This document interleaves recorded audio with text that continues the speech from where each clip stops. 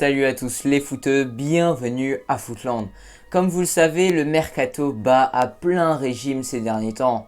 Donc je me suis dit qu'il était temps de reprendre les points mercato. Du feuilleton Messi qui fait chavirer l'Europe tout entière, en passant par une possible arrivée de Depay au PSG, du transfert quasi officiel de Tonali à l'AC Milan, ainsi que Rakitic à Séville, je peux vous dire qu'on a de quoi faire dans ce nouveau point mercato.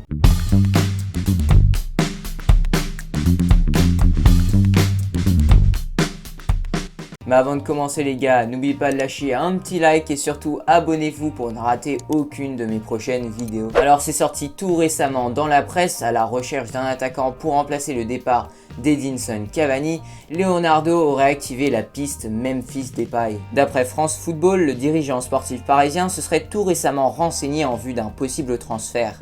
L'attaquant lyonnais aurait également tapé dans l'œil de l'entraîneur du PSG Thomas Tuchel, qui apprécierait beaucoup les qualités de l'attaquant des Oranges. Pour rappel, le capitaine de l'OL est en fin de contrat dans un an, et donc les Guns ne sont pas contre un départ de leur joueur dès cet été, pour récupérer un petit billet. Et de son côté, Depay n'est pas contre un départ, on le sait, il a toujours rêvé de rejoindre un grand club, et ses paroles après son triplé face à Dijon vendredi dernier vont dans ce sens. Je suis là depuis 4 ans, c'est vraiment bien pour moi, les gens sont gentils et je suis capitaine.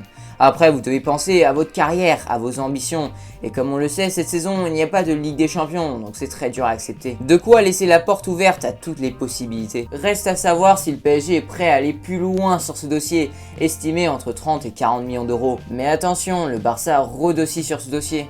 Après avoir officialisé la prolongation de Zlatan Ibrahimovic, l'AC Milan frappe encore une fois un énorme coup sur le mercato. Si rien n'est encore officiel, le club lombard a bouclé l'arrivée de Sandro Tonali, un milieu de terrain extrêmement prometteur qui est souvent comparé à Pirlo, rien que ça.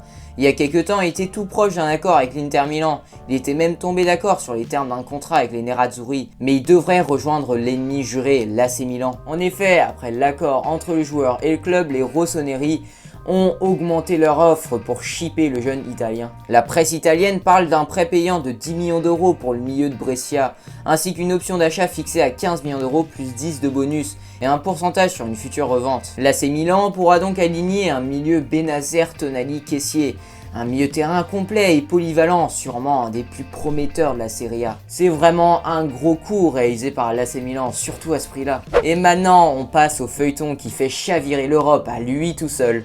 Je parle bien évidemment du feuilleton Messi. Depuis quelques jours, tout le monde en parle, Messi veut quitter le Barça.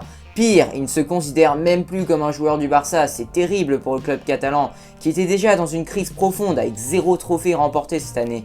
Mais tout ça ne sont que les conséquences d'une gestion catastrophique ces 5 dernières années. Si je vous dis Bartomeu et tout de suite dans vos têtes vous associez ce nom à un clown, ce n'est pas pour rien. Mercato raté, gestion épouvantable, bref, c'est la crise au Barça. Et en partie à cause d'un homme, Bartomeu.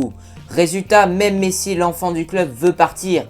Il ne s'est même pas présenté au rendez-vous de l'effectif du Barça pour passer le test de dépistage concernant le coronavirus. Quasiment dans le même temps, la Liga envoyait un communiqué de presse donnant raison au Barça et obligeant quiconque voulant l'acheter à débourser le prix de sa clause, c'est-à-dire une somme folle de 700 millions d'euros. Autant vous dire qu'aucun club ne peut payer une telle clause, au risque d'avoir la FIFA sur son dos les prochaines années. Mais selon le clan Messi, cette clause n'était plus en vigueur du fait que l'année 2020-2021 dans son présent contrat, signé en 2017, était optionnelle. Donc si le clan Messi a raison, il est libre comme l'air de s'engager où il le souhaite. Et l'écurie qui s'en met le plus proche à le faire signer est Manchester City, entraîné par un certain Pep Guardiola qu'il a connu durant les belles années du Barça. Et je peux vous dire qu'avec leur offre monumentale, le club mancunien dépasse toute concurrence. Pour commencer, les Sky Blues lui offrent un joli contrat de 5 années, avec une prime à la signature hallucinante puisqu'elle s'élève à 250 millions d'euros, payable sur 3 années. Hop hop hop, ça ne s'arrête pas là les gars, puisqu'en salaire brut, Messi toucherait 500 millions d'euros sur la totalité de son contrat, soit un salaire annuel de 100 millions d'euros bruts. Et si tout ça se fait, Messi ne resterait pas les 5 ans à Manchester.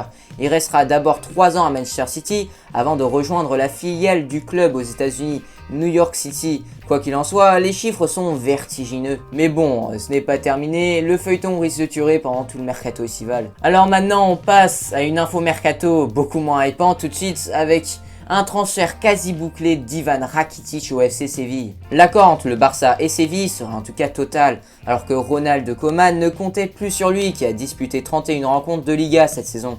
Selon les informations de Marca, le milieu du Barça a passé sa visite médicale ce lundi.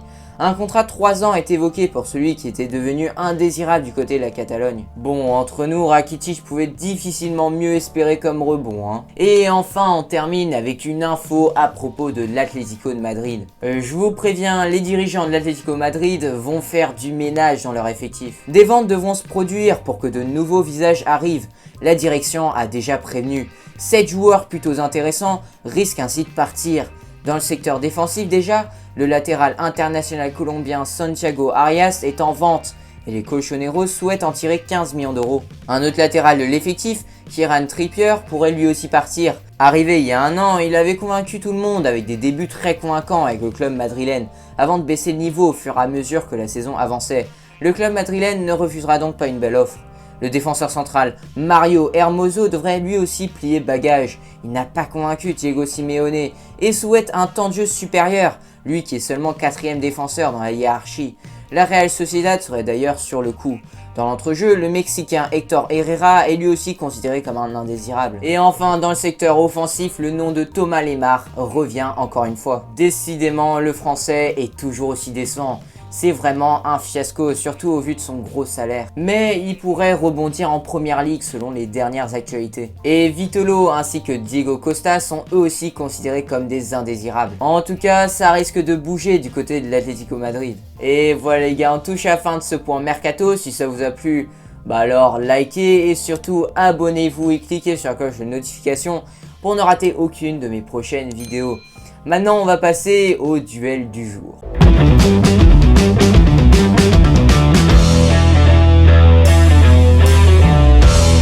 Alors, qui est le meilleur selon vous, Fati ou Vinicius? À vos commentaires les gars, et moi je vous dis à la prochaine pour une nouvelle analyse palpitante. D'ici là, prenez soin de vous les gars, ciao les footeux.